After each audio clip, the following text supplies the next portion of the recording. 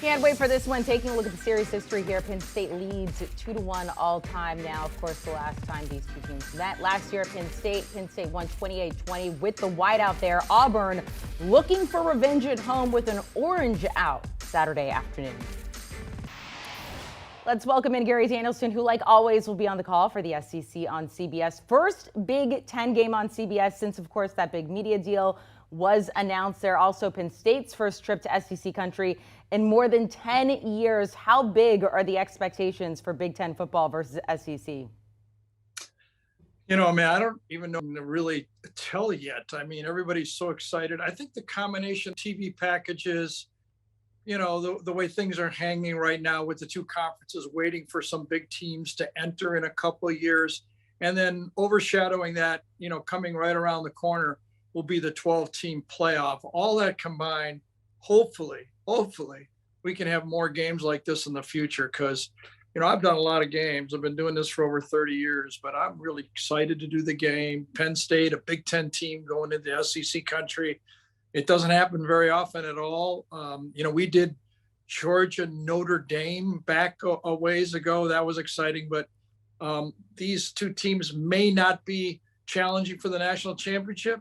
But for this game, it's a big, fun game to do. I guarantee you that. How much of a revenge game is this for Auburn? I mean, last year, losing at Penn State, they had the white out. Auburn's going to do the orange out. I know Penn State has been bumping their volume at practice, working on silent counts. I mean, just the electricity. And like I said, potentially a revenge game. At least that's what Auburn's going to try to do. Yeah, I think anytime you lose a game when you're a big conference, with the pride like Auburn has in their football team and their history. Remember just a year ago, you know, as you said, they lost there in a tight fought game. This is a team, Auburn, a year ago that had Alabama beat. So that game kind of sticks in their craw. You know, it got their season going in the wrong direction. And these early wins, when you can knock off a team like this, I remember years back, and I'm not equating this, but LSU with Joe Burrow had a late comeback and beat Texas. And that just kind of set the tone for their season. So I give the advantage, however, for this game to a bit to Penn State. You know, last year when Auburn went on the road to play at Penn State, that was like the opening salvo of playing on the road. But Penn State and James Franklin has already had that game at Purdue. That was a Thursday night, huge game for Purdue, raucous crowd. So I think they're going to be a bit ready for this crowd, no matter what color shirts they wear to watch the game. Yeah, Auburn has been at home thus far. Let's talk about the quarterbacks here. Sean Clifford for Penn State.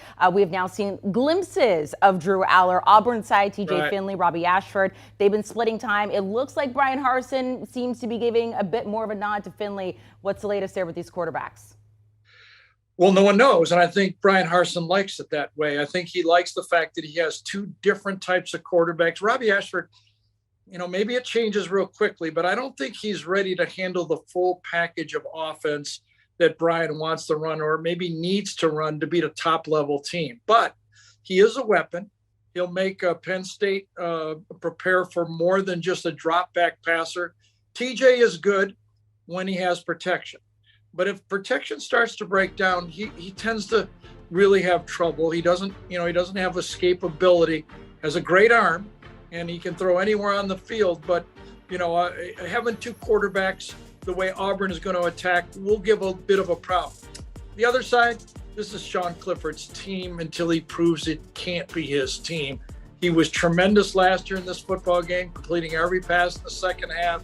Had a great game, you know, maybe a up and down game against Purdue, but he did come through. But Sean Clifford's, it's his football team. They want him to be the guy, but they do have a guy in the wing in Drew Aller that is going to be a special quarterback. And a lot of people at Penn State think he might be what they need to get to that next level. Sean may have got him as far as he can, nothing against him. But when you're Penn State, Ohio State, Michigan, Notre Dame, those types of teams who are trying to catch Georgia and Alabama, they think maybe they need a little bit more, and maybe Drew Aller is the guy of the future. Let's talk about the run game here. Nick Singleton has given a big spark to this Penn State offense. On the other side, Hunter and Bigsby for Auburn. A lot of fans, I think they'd like to see more running from the Auburn side there. What can we expect from the run game on each side Saturday? Well, so far, it looks like Auburn has to run the ball. I mean, their passing game has not been strong enough to even beat weaker competition. They've had to, they want to be more balanced, but they haven't proven they can be balanced and still win with either Bigsby or Hunter. For Penn State, they were really, last year left a lot to be desired in their run game. So with the emergence of Singleton, it gives them that weapon that take Bigsby, as we're watching right here. He's the veteran. He's the guy they know they have. For Penn State, they're looking for that next guy that can be that power breakaway back. Now, it wasn't against great top with competition that Singleton did it last week against Ohio. Bigsby's proven he can do it against the best. We'll see if Penn State's running game, which is a weak spot a year ago, and against Auburn, listen, going in to Auburn and playing against their defense is not easy to run the ball for anyone, any SEC team. So if Penn State can run the ball and help their passing game, that'll be a big plus for them going into the football game. Keeping it on the offense, tight end usage, Auburn uses two at least almost 50% of the time. Penn State almost 35%. More of the same in this game? I think so. I think the way that's their best players. It's like, a basketball team, you want your best five on the court. Well, in football now, if you look at these two teams, the way they're built, without really a true fullback, they're using two tight ends. Penn State uses three. They're all really good athletes. In fact, a year ago in this game, Ty Warren took a wildcat and scored a touchdown as a great athlete. And Brent Strange against Purdue had a big pass for a touchdown late in the first half that we just watched yesterday watching the tape. So they've got a lot of weapons, both of them, but I think they work best, both teams, when they've got that tight end H-back look. A lot of teams are doing it now. Look at Georgia, Michigan. Penn State and Auburn are featuring that same look. It seems to be a new formation that a lot of college football is going to. Gary, enjoy the game Saturday. We can't wait to listen to you, watch you there on air, along with our Jenny Dell. Have fun. We'll talk to you soon. Thanks. I'm pretty lucky, and Jenny's fitting in great. She's doing awesome. We love to talk to her. I texted with her a little bit this morning. CBS, SEC on CBS, Penn State at Auburn Saturday, 3:30 Eastern on CBS. Stream it on Paramount+. And for much more on the matchup, including picks, we bring in Chip Patterson and Barrett Sallee. We're going to start with an Auburn player to keep an eye on. Chip, you're looking at Auburn quarterback TJ Finley, who has one passing touchdown to 3 picks so far this season. Yeah, and TJ Finley really represents the entire Auburn passing offense, which needs to be playing so much better for Auburn to realize any of its potential this year. And it also happens to be the one place where Penn State was the most exposed in its season opener against Purdue. I don't need TJ Finley to be Aiden O'Connell, but I do need Auburn to be able to take advantage of a Penn State secondary that, while there are individuals that I think are impressive and may even have a pro future, they are potential matchup advantages. But Auburn's wide receivers, they've got to step up and play, honestly, a little bit above their heads. And TJ Finley, the quarterback right there, he's got to be able to do the most that he can to help them out along the way. Because, again, this Penn State defense, what we saw against Purdue is that they got carved up. And so can TJ Finley and the Auburn passing attack find any of that same success? I think it's a huge part of Auburn trying to win this football game. Yeah, Chip, I agree. And that's why my player to watch for Auburn sort of piggybacks off of that. The wide receivers at Auburn are not very good. So how do you solve that? You get a running back involved, and that's Tank Bigsby. We've seen him become more of a focal point this year in that offense, both as a running back but also as a receiver. I think Auburn needs to get creative with Tank. That will certainly help TJ Finley, but it'll also keep the defense honest because they have another running back in Jarquez Hunter who is really, really good. I think they need to find a way to get both of those guys on the field at the same time and use Bigsby out of the backfield as a receiver, get those safeties coming in, get those one-on-one matchups deep with those wide receivers, and then maybe, Chip, they will play over their heads. And because of that, maybe Auburn has a chance. So they got to get Tank involved in a variety of different ways. I'm talking 25, 30 different touches. And on the Penn State side, Chip, you're going to start with their running back, the 5-star Nick Singleton, who this is an amazing stat. Last game, he snapped a 17-game streak where Penn State did not have a single 100-yard rusher. That's hard to believe with Saquon and all the great backs they've had there. Yeah, and he had 179 yards on just 10 carries with 2 tutties to go with it. This guy is a home run threat that Penn State's been looking for. He's so explosive. He's so athletic. You know, even in very limited time on the field in that rotation in the season opener against Purdue, you could just tell there was a little bit more flash and a little bit more wiggle to him. And I hope that if I'm a Penn State fan at least, that Singleton's success against Ohio, yes, it was against Ohio, but will lead to more reps and will lead to more opportunities because he is the highest ceiling player in that running back room. Right now, they've got like 2 or 3 guys that are all splitting reps right now. But again, 179 yards, 2 touchdowns, and he did it all on just 10 carries. He has just 20 carries on the entire season. This guy can change the face of the Penn State offense. He can take pressure off of Sean Clifford. There's so much potential there. How much of it can be realized here against what I think is going to be a very good and tough Auburn defense? Singleton's success is huge to the success of the Penn State offense.